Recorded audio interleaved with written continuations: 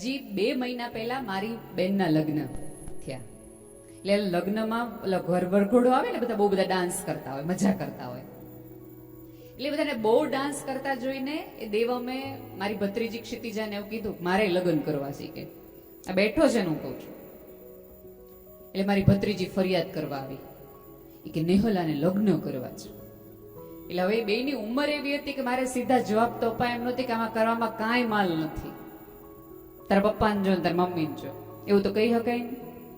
એટલે મેં એમ થોડુંક શિક્ષકનો જીવ, એટલે મારે કીધું બેટા આપણે મોટા થઈએ ને તો ત્યારે લગ્ન કરાય, આપણે ભણી લીધું હોય, નોકરી કરીએ. મન કે ના ના, બહુ મોટા થાય પછી છોકરી નથી મળતી. આવી આપણે બધાને ખબર છે.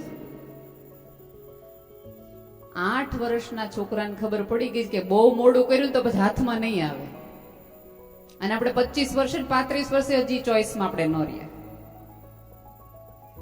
એટલી સ્માર્ટ પેઢી છે કે જેને તમારે ક્ષણે ક્ષણે જવાબ આપવા પડશે.